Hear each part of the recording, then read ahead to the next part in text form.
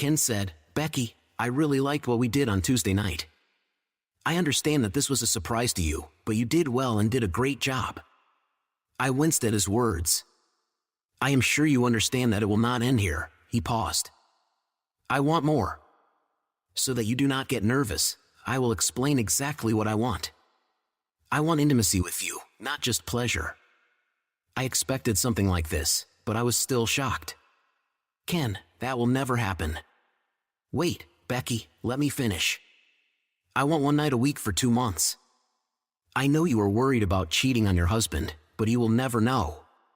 You know, I am a big size, and women have said I know how to please. I am sure you will like it too. You are a very pretty woman. Ken, I am not going to sleep with you, and no, I will not like it. Do you think I will enjoy cheating on my husband? Do not rush to conclusions, Becky. Your husband will never know about this," he said, pausing. "Ken, I will not do this. Listen, think about this for a week. I know how much you love your job, but you screwed up and put me in a difficult position. Your work in advertising is really promising, and I am ready to help you. I am sure you can make a name for yourself in this industry, but your mistake will cost you 8 times intimacy, to be exact. Ken, I cannot do this. You decide for yourself. Becky, come next Thursday and be prepared to stay late. Tell your husband you have a mandatory management meeting that evening and you will be back around 8. Or pack your things and leave this Friday. The choice is yours. If you come on Monday, I will know that you agreed." I came home that night and could not hide my emotions from Jim, so I told him that the layoffs at work were confirmed and I might be laid off. Jim encouraged me again and said that I should let my boss know. I knew that I was ready to do anything, even work for less money, and yet I still could not believe what I had done. The following Thursday night. Jim, it was Monday evening when I knocked on the door of my house. It just did not feel right to walk in without knocking. While I was waiting for Becky to open the door, I looked across the street and saw Stan and Bridget looking out of their window. Suddenly, the door burst open. "Jim, why are you knocking?" "Come in," Becky said. I chuckled for a moment. "Yeah, I think Stan and Bridget are wondering too," I said, pointing at them across the street. "To hell with them," Becky replied. "They are just curious." I thought maybe they were just worried about their neighbors, but I said nothing. Becky closed the door, and we looked at each other in silence for a few seconds. Becky stepped forward quickly and tried to hug me, but I raised my hand to stop her. She stepped back. I noticed tears beginning to appear in her eyes. I said, "I made crispy chicken. Do you want to try some?" Crispy chicken was my favorite dish, and its aroma filled the whole house. I knew Becky was trying to distract me. "No, thanks, Becky. Let's just get this out of the way." I saw a couple of tears roll down her cheeks, but she did not wipe them away, as if she did not want to acknowledge them. I walked over to the couch and motioned for Becky to sit in the chair. "Jim, I am so sorry for what I did. I wish you did not see this," she said. These first words drove me crazy. "Yes, of course. So you can keep having an affair with him and betray me, right?" This stunned her, and now tears flowed freely. I, too, felt tears welling up in my eyes, but my anger allowed them to simply roll down my cheeks. I stood up, went to the kitchen, pulled out a box of tissues, returned to the living room, and handed them to Becky. "Becky, how could you do this to me?" "To us? I thought we were following your plan." I pointed toward the kitchen where our family plan hung on the wall. "I did not expect this, to have an affair with your boss." "Oh, Jim, it is not like that. This should not have happened. This should never have happened." "Then why, Becky? Explain this to me. Did you fall in love with him, or did you just get so caught up that you could not control yourself?"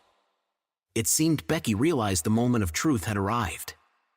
She began to stutter, trying to find the words. Now she was almost crying. "So, what did you do?" I asked. "Yes, I lied, Jim. It only happened once. When you caught us, he said he would give me a big promotion if I did that. And you know how much I wanted to get promoted." Suddenly, my mind was filled with rage, almost like that first night here in this same room. I knew she was lying. I saw them together when I caught them. They were clearly close, and I knew she was lying about those management meetings on Thursdays.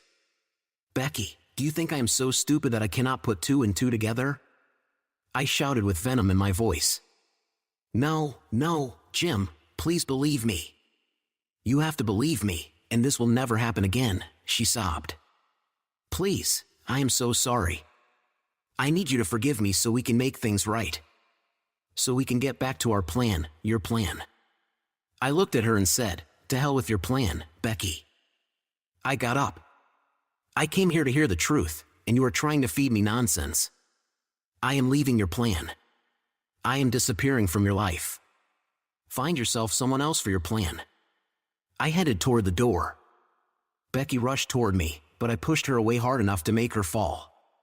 She landed on her bottom in the middle of the living room. She was not hurt, although I did not care at the time. I ran out of the house and headed to my truck. It was a repeat of last week's events, but this time Becky was not going to let me go. She ran out of the house, screaming for me not to leave. I did not care that she was screaming. I was going to leave. When I got into the truck, Becky disappeared behind it. I looked in the rearview mirror and saw her lying in the driveway behind my car. Damn it. To leave, I would have to run over her. In my rage, I considered it for a moment, but I did not put the car into motion. I just sat there for a minute and then got out of the truck. Becky, get up, or I will really run you over, I said. Becky looked at me pleadingly, her eyes full of desperation. Jim, if you come back into the house, I will tell you the whole truth. I swear, everything, down to the last detail. I think this will destroy our marriage, but I will tell you everything. I stood over Becky and looked down at her. I had come here to find out what happened, so I pulled myself together and agreed. Okay, Becky, get up and let's go into the house. Jim, are you sure you want to hear this? We sat down again. I was on the sofa, and she was in the chair. Should we just agree that I made a huge mistake and try to find a way to fix it? This will never happen again. Do the details really matter? I got angry again. She broke my heart, destroyed our dreams, and acted like it could all just disappear. The desire to strangle her returned. Instead, I swept everything off the living room table onto the floor. Magazines, 2 candy bowls, a box of tissues, and other things flew in different directions. No, Becky. Speak now, or I will leave forever. You have 10 seconds before I am out the door. And this time, I will run over your 5th place if you jump in front of my truck. Jim, you have to promise to at least consider staying with me. What I did was terrible, but I cannot live without you. You belong with me. Becky started, and then she began to talk everything down to the last detail. After about half a minute, she stopped crying. Her face became emotionless. Apparently, the shock of the story had made her indifferent. She told me how it all started, how she lied on her resume, and how Ken pressured her for a night. For 2 months. She then explained why things continued after those 2 months. It was almost the end of those 2 months, she said. Only a couple of weeks left. Ken and I did this on the couch in his office. As always, I was completely without clothes. Then Roger came in. Roger was the head of the company where Becky worked. He looked shocked at what we were doing and fired us both on the spot. I was silent, but Ken began to persuade him that we were valuable employees and that our departure would harm the company. Then Ken, that arrogant and foolish man, suggested that I please Roger, that I please him. Then he said, "She's great at it." I could not believe he was offering this to Roger and that Roger might be interested in it. But he was interested. I made Roger feel good that night. The next week, on what was supposed to be my last Thursday, I walked into Ken's office.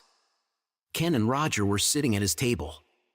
Ken looked up, smiled, and said, "Becky, Roger and I were just talking. He knows what I am getting, and he wants more than just pleasure." Then Ken stood up. "See you tomorrow," he said, walking past me to the door. "Becky, why do you not take your clothes off for the big guy?" Roger was less assertive and probably would not have dared to sleep with me, but apparently Ken orchestrated everything. I looked at Roger. He smiled as I began to take off my clothes. After we slept together, Roger said he wanted to do it again soon and that he thought I was enjoying my encounters with Ken. He spoke as if I was a willing participant and that we would do this regularly. At that moment, I realized what was expected of me and who I had become. I was an office girl of easy virtue, at least for two top managers of the company. Becky went silent and just looked at me as if she expected me to ask questions. Her face remained impassive. I was filled with anger and pain. How could you let this happen? When did this all start? About 5 months after I started working at Harford, she answered dispassionately. Her lack of emotion was starting to scare me. What was going on in her head? 5 months after starting work? Seriously? You have been working there for almost 2.5 years.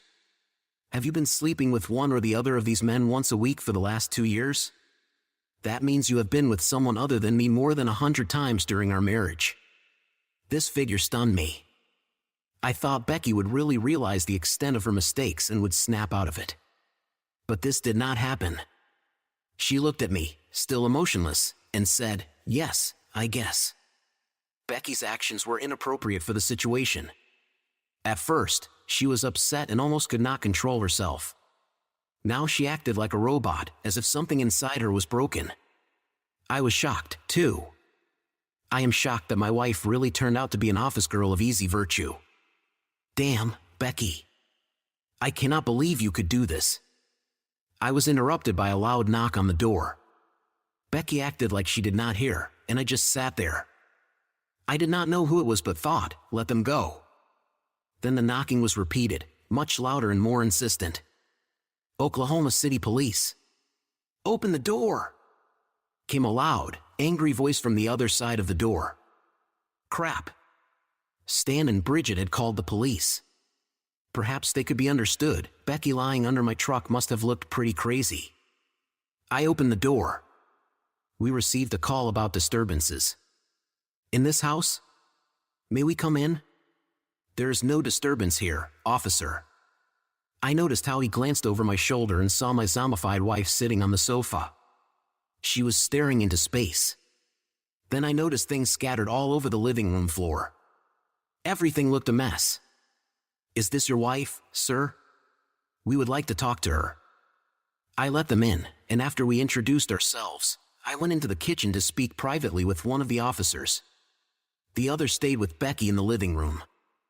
I explained the situation without going into details and said that I was angry but that I would never touch Becky. I wish I could, I added with a half-hearted laugh, trying to lighten the mood.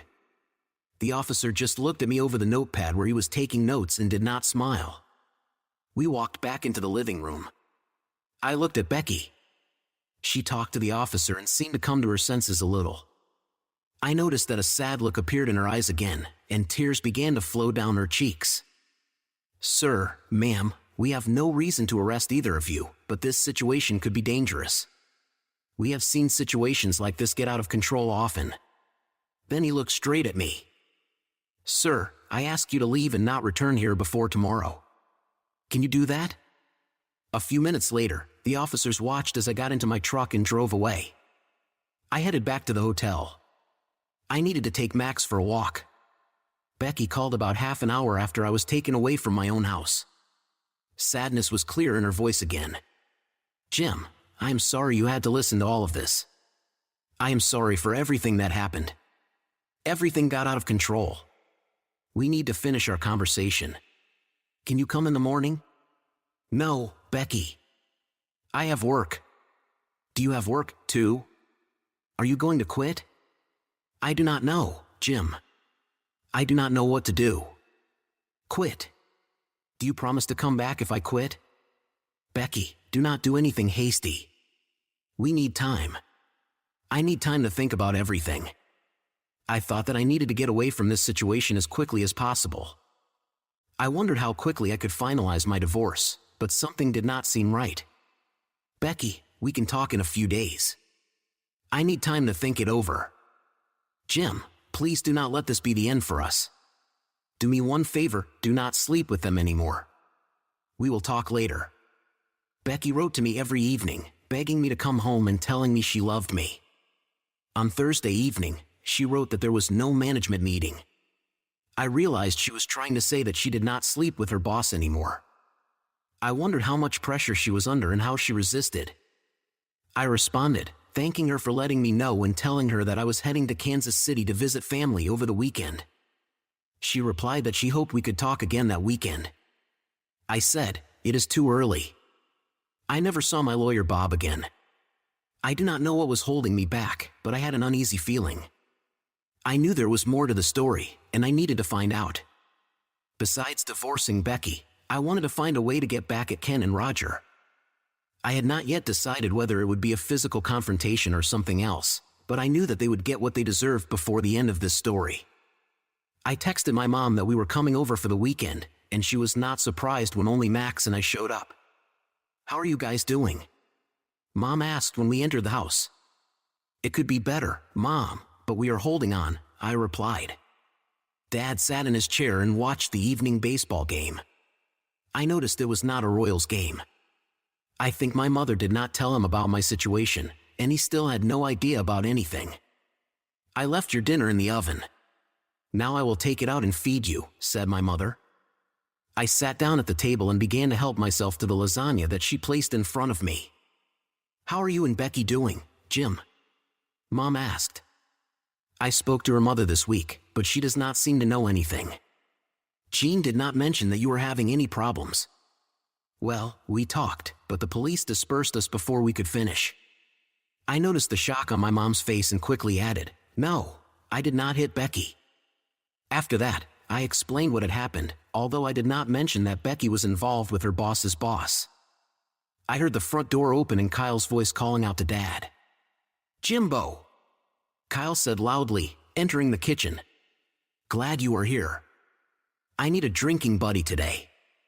Tracy is with a friend, so it is good that you came." Mom was putting food in Max's bowl and looked at us. "You boys, no nonsense today. If anything happens, I will punish you both. I am still your mother, you know." We arrived around 9 p.m., and Shooters was full of people. I had not been here since my student days, but I was surprised that I still recognized some of the people. We played a couple of games of pool and finally found a free booth. Kyle drank his beer in one gulp. I pulled mine, and there was still a full bottle on the table. "You have always been a weakling," Kyle said. "Never could compete with me." I understood the challenge and drained my beer. He knew that I could drink a lot, perhaps more than him, and tried to get drunk first. "Hello, guys. So, that is the meeting." I looked up. It was Tracy and her friend. "Can I come join you?" "Jim, this is my friend Cindy. We were roommates in college our freshman year. We moved so they could sit down." They were dressed very elegantly. Cindy, like Tracy, was tall with blonde hair and a noticeable figure accentuated by her dress. "We just had dinner at the Rockery. They have great steaks," Cindy said. "You need to catch up," Kyle added. Kyle ordered shots for everyone as the girls caught up. Kyle and I were just starting to get drunk. Cindy was flirtatious and often touched my arm. It was nice for me to just go out and forget myself for a while. I responded in kind. "These shots are called kisses," Tracy said as the next order arrived. "These are two different flavors that mix well," she added with a wink. There were 2 shots on the table, one green and one yellow. Tracy and Kyle each drank one of a different color and then kissed passionately. The more passionate the kiss, the better the taste, she winked again. "Now it is our turn," Cindy said, smiling. We drank, and she kissed me passionately. "The taste is really great," I said, smiling and enjoying the moment. I do not remember how many of these kisses we did, but I got very drunk and received many kisses. Waking up from the hangover haze, I felt a pleasant sensation in my groin. It seemed like someone was giving me pleasure. It was incredible, and I was suddenly very alert. I looked down and saw Cindy attending to me. It felt so good that I relaxed and watched her movements for a few moments. She was clearly experienced. The morning sun was shining into the bedroom, and I realized that I was in an unfamiliar room. "Is this Cindy's house?" I tried to remember the events of last evening. Looking down, I saw her continuing to please me with obvious enjoyment. My head began to clear, and I finally started to think. Cindy, what am I doing here? How did I end up here? Desperately trying to remember the events of last night, I asked. Rose a little higher, she whispered. No, you were a gentleman, or rather you just passed out. But I am patient, and I knew that in the morning you would be ready. She smiled and leaned toward me again. Cindy, stop it, I said. I cannot. I am married. I know you are married, but let us forget about it for a while. She climbed on top, and at that moment, looking at her beauty and grace, I simply froze. She started moving, and it gave me incredible sensations. It was amazing. I leaned back, enjoying the moment. What a morning! This charming girl with her radiant smile and graceful figure was the embodiment of passion. She seemed completely captivated by what was happening, and I could not help but respond in kind. We spent some time together, enjoying the closeness and harmony of our movements. If she was looking for emotion and tenderness, I was ready to give everything to meet her expectations. We plunged into an atmosphere of mutual pleasure. Then, feeling slightly tired, I dozed off again. When I woke up once more, I realized that she was ready to continue. Her attention and energy were amazing. I felt that I would remember this morning for a long time. We enjoyed each other, plunging into a passionate dance where every minute was filled with emotion and warmth. When it was over, I was fully aware of where I was. Without the cloud of desire, I began to feel remorse. Cindy, that was fantastic, but we should not have done it. I am married, and I am not cheating, I said. Relax, Jim. As I said, I knew you were married, but you are a charming guy, and you gave me a great time, Cindy replied. Oh, that is enough, Jim. Kyle and Tracy told me you were having problems in your marriage and suggested that maybe you needed this. This made me angry. Oh, I see. So they asked you to do me a favor? No, it is not like that. They said you are a good guy, and if I like you, then I should not worry about you being married. They said you were getting a divorce. I just looked at her, this beautiful woman. She smiled at me. Jim, you are a good guy. I had a great time last night and this morning. I hope you did too. Cindy, I am not sure I should have done this. You were amazing, one of the best. But Cindy put a finger to my lips to silence me. Jim, I had a great time. If you leave your wife, I hope we can do this again. I put my number in your phone last night. Call me if things do not work out between you and your wife. I smiled at her. Thank you for a wonderful time, Cindy. I saw my phone on the nightstand. I called an Uber. I had 10 minutes before the car arrived. I got dressed. If my marriage ends, I would love to meet you again, to get to know you better. After those words, I walked out the door. It was only about 7 o'clock in the morning when the Uber dropped me off at my parents' house. Kyle's truck was parked in the driveway. Apparently, he had spent the night here because I was close to the shooter's bar, and he had been drinking too much. When I entered the house, I saw that he was sleeping on the sofa. I shook his shoulder to wake him up. Kyle, what the heck happened last night? I mean, Cindy and all that? Kyle squinted, trying to fully wake up. Tell me, big guy, he finally answered. You two looked great when you got into the taxi. I got angry, and my voice rose. Kyle, you set everything up. You arranged for me to sleep with Cindy. I almost screamed. I noticed that Kyle was not looking at me but somewhere past me, with a blank expression on his face. I was about to say something else, but then I looked in the direction of his gaze. My mother was standing in the doorway between the kitchen and the living room, with an angry look on her face. Oh, no, was all I could say. Kyle arranged this all?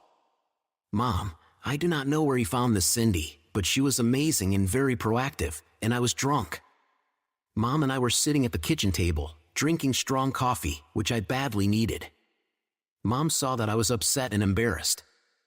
Jim, you do not need to explain anything to me. You are a grown man, she said. Then she paused and looked at me over her cup. I know you and Becky have problems, but wait. I suddenly interrupted her, staring into space. Then I looked at my mother again. Sorry, I did not mean to interrupt you, but I think I realized something. Mom looked at me with curiosity. This is something that has been bothering me for a long time, ever since Becky told her story. Remember how I said she lied on her resume, and when her boss found out, he blackmailed her into having an intimate relationship? Yes, she nodded, but I think I just realized what really happened. Mom, I know this sounds crazy, but I think her boss did not find out about the lie on her resume until 4 months after she started working. I think he knew this from the very beginning. I think he knew before he hired her, and he hired her anyway so he could use it against her later. I paused for her to process my words. He gave her the job, told her how wonderful she was, how well she was doing, and talked about a promotion. He knew her career was very important to her. Then, he suddenly discovered a mistake on her resume, just to get leverage over her. Jim, this is crazy. Do you really think that is how it happened? I am sure, Mom. I would bet anything that it was so. This does not take Becky's guilt away, but it does change my perspective on the situation a little. I was silent for a minute, thinking about what I had just said. Jim, you... Mom, I need to talk to Becky again. They set you up. It was their plan. It was Sunday evening. Max, Becky, and I were in the living room of our house. I sat in a chair opposite Becky, who was on the couch. I began to tell her about my suspicions. Do you really think so? This sounds crazy. Yes, you told me that shortly before the end of 2 months with Ken, Roger found you and then made it clear that everything would continue. It looks like they both set it up. I think this was their plan all along. They knew you could not stop it once Roger caught you and demanded things. Jim, this is almost unbelievable. Who does a background check 4 months after they hire someone? They should have known about your deception from the very beginning. Becky's shoulders slumped, her lower lip trembled, and her eyes filled with tears. Jim, I was so stupid. I allowed my pride and ambition. She could not finish her sentence and started crying loudly. I let her cry. Max jumped onto the couch and stood next to Becky, looking into her eyes. She hugged him, continuing to cry. I was silent. After a few moments, Max lay down next to her and rested his head on her leg. I could feel how he empathized with her. He knew she was suffering, and it hurt him. To be honest, it hurt me too. As much as I wanted to hate this woman for what she did to us, it was painful to see her suffer. When this all started, I took Max with me as if he were my dog, my property. But I knew that he and Becky were truly best friends. This dog loved her unconditionally. He loved her as if none of this had ever happened because, for him, it really had never happened. I wanted my love to be as unconditional as Max's. For the first time since all this started, I felt sorry for her. It still shocked me that my innocent wife, who I thought could not be involved with 2 of her bosses, had been through this. But now I was sure she was really targeted by these 2 scoundrels.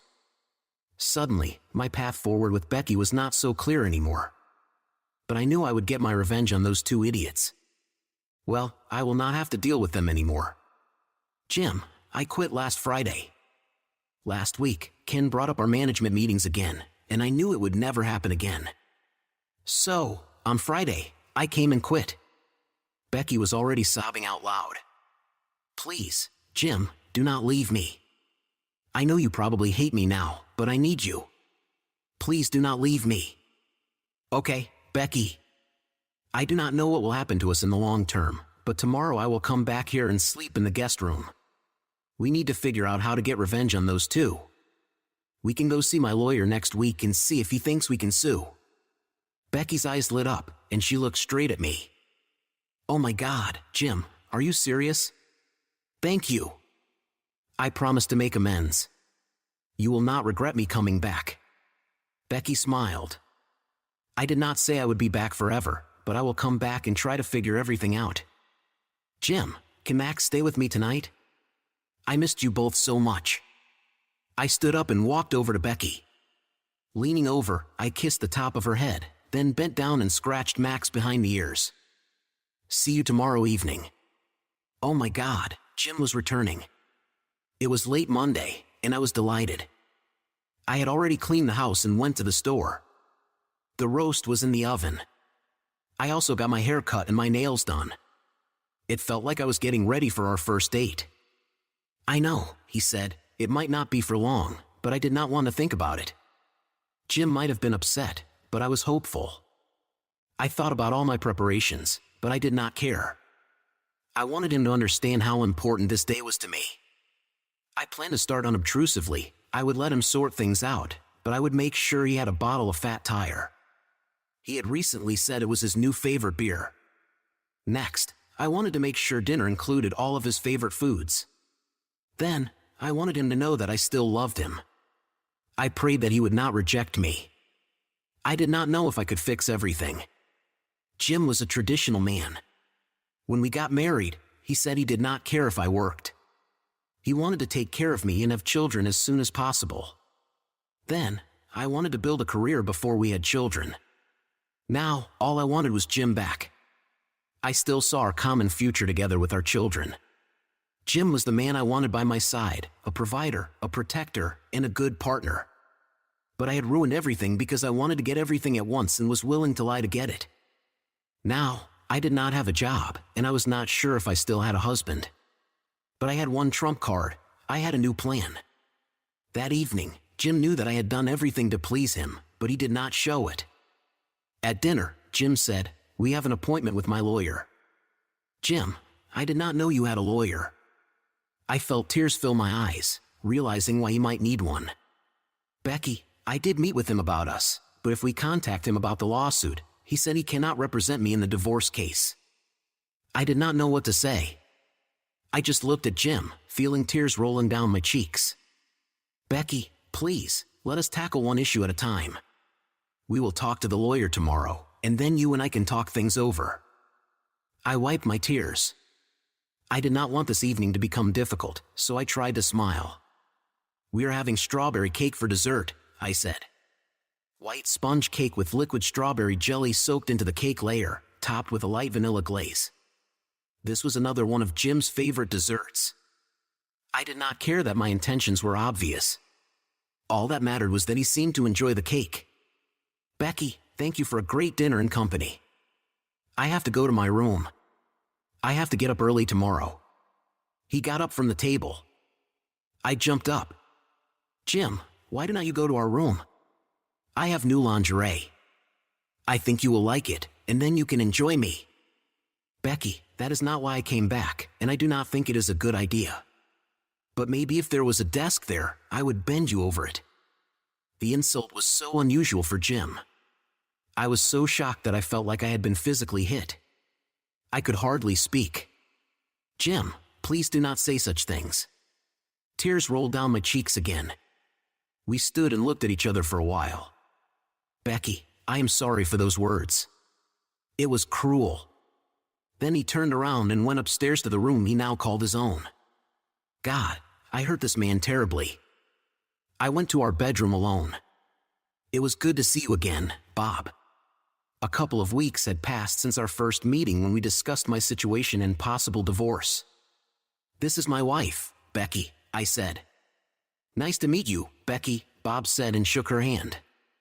He motioned for us to sit opposite him at his old table. There were tall stacks of files on the table, and he removed one of them so that Becky would not be disturbed. The situation has changed a little, and we need advice, I said. Jim, I cannot advise Becky if I am representing you in a divorce proceeding, Bob said. As I said yesterday on the phone, I would like you to give us advice on another matter. Is there something we can discuss with you that is not divorce-related? Yes, I think it is possible. But if you decide to move forward with your divorce, you will have to hire another lawyer. It is not a problem. We are here to discuss possible intimate harassment and get your advice regarding the claim. I let Becky tell you what happened. Becky told her story, and then I added my suspicions that they knew about it. All along, I thought those men knew she had falsified her resume even before Hartford hired her. I think they did this on purpose. Bob nodded. Yes, most likely it was intentional. It looks that way. Do you think we have grounds for a claim?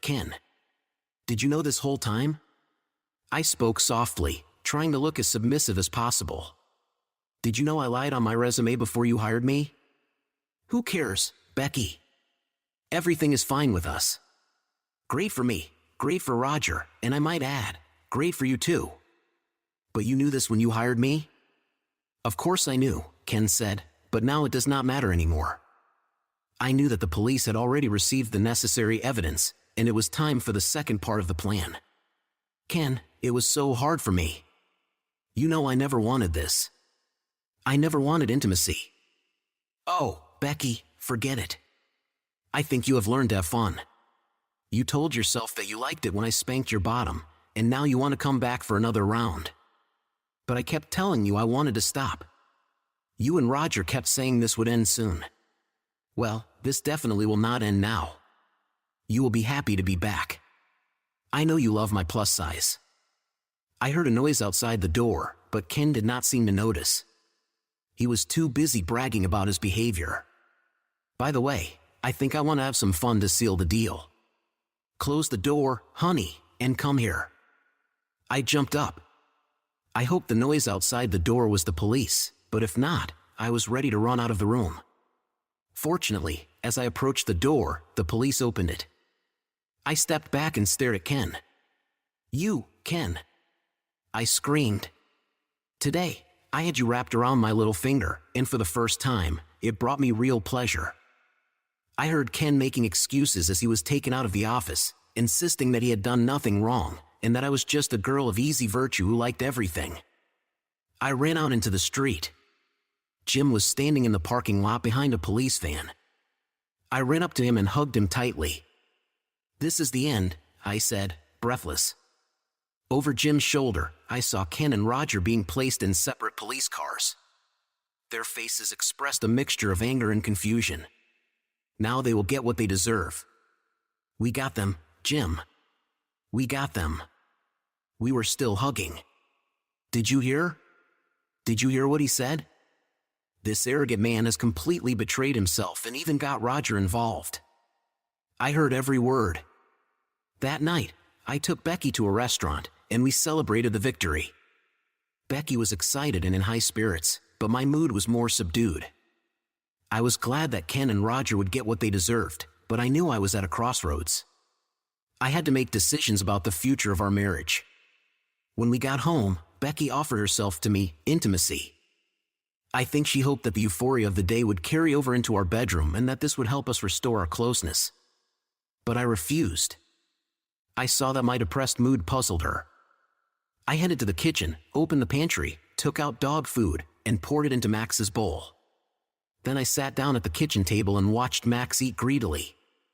After a while, I heard Becky's footsteps and raised my head. Jim, it is over. I know there is more trial and litigation ahead of us, but can you and I, put this behind us? I just looked at her without saying anything. Becky's face was blank. She just stared into my eyes.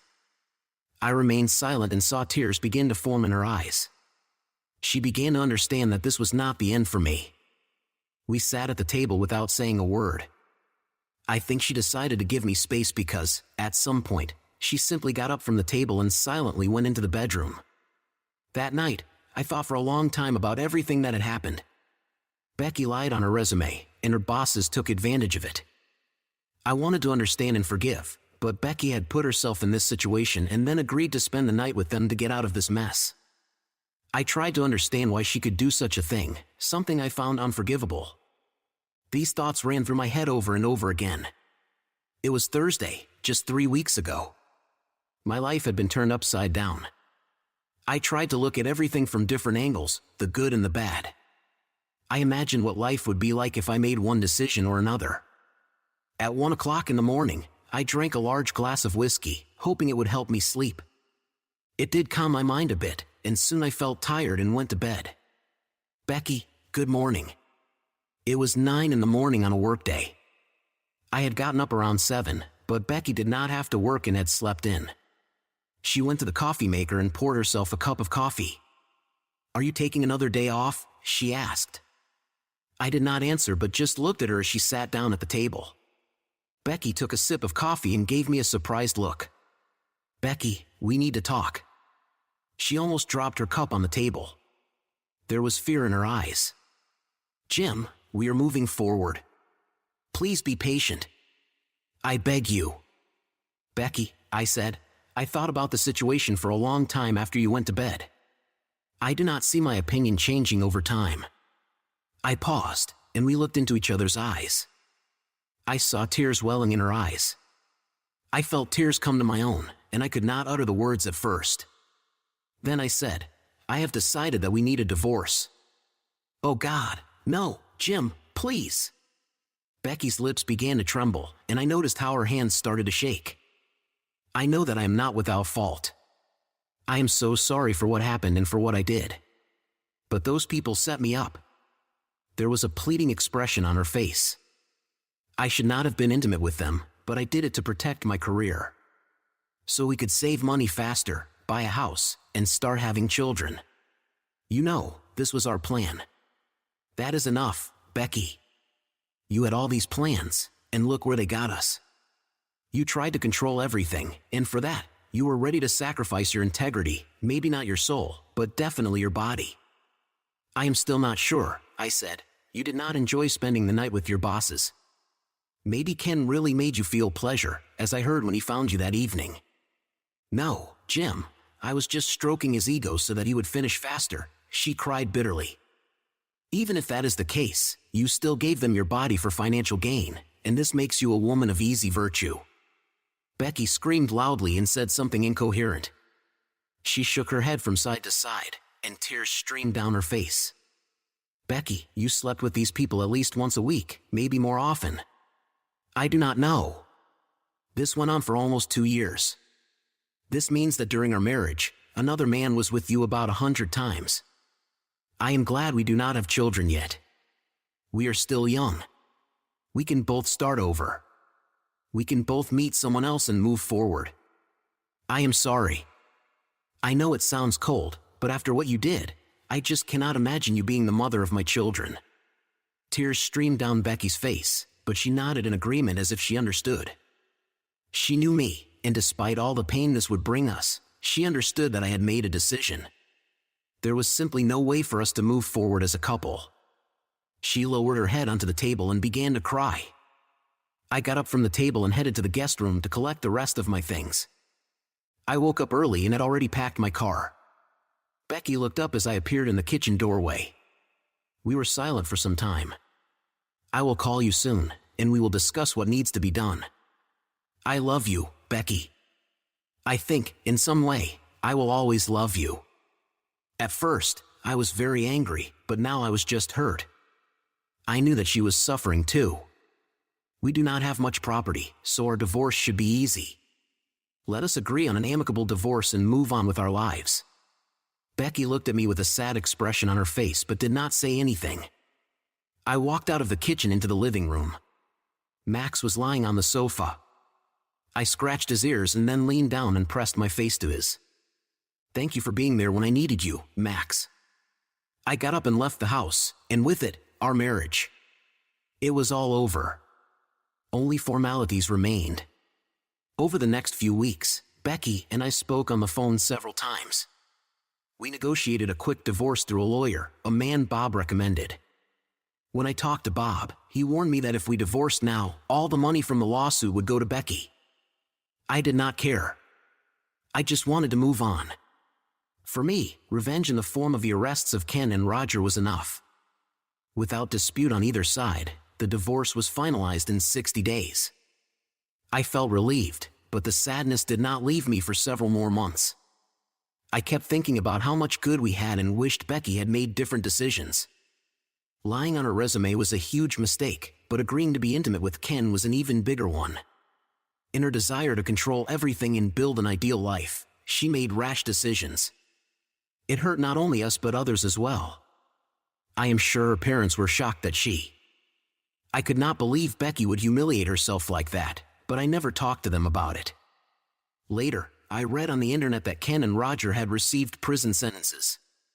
In addition to Becky's testimony and the police recordings, the head of human resources at Hartford testified that they had reviewed Becky's resume before hiring her and knew it was fraudulent. Roger paid the HR employee a hush bonus. It seems that he received immunity for cooperating with the investigation. Ken was sentenced to 4 years in prison, and Roger received 3 years. I think they will serve about half of their sentences. Ken was not married, but Roger had been married for 26 years. His wife divorced him and received most of his share of the company. About 6 months after the incident, Hartford settled the lawsuit with Becky. I would not have even known about it if I had not received a certified letter with a check from Becky for $800,000. She included a note with the check. She wrote that she had returned to Kansas City and, after a course of therapy, realized how much pain she had caused me. She apologized, saying that she had mistakenly put her life and plans ahead of the love we had in our marriage. Her desire to control everything became her downfall. She wrote that, in the future, she would try to live one day at a time. I could not believe she had decided to give me half of her settlement, but she wrote that I deserved at least that much, maybe more. It took me a while to start dating again. About a year after our divorce, I met a girl through mutual friends, and we started dating. We have been together for a couple of months now. I am not sure yet if I am ready to truly love again, but I want a family, and I am sure that over time, this will happen. For now, it is just me and my trusty new golden retriever, Sally. Please subscribe to our channel so that your love never betrays you. And go ahead and listen to the next story, because this story is nothing compared to the next one. If you are under 18, please do not watch the next story. Click to the next one.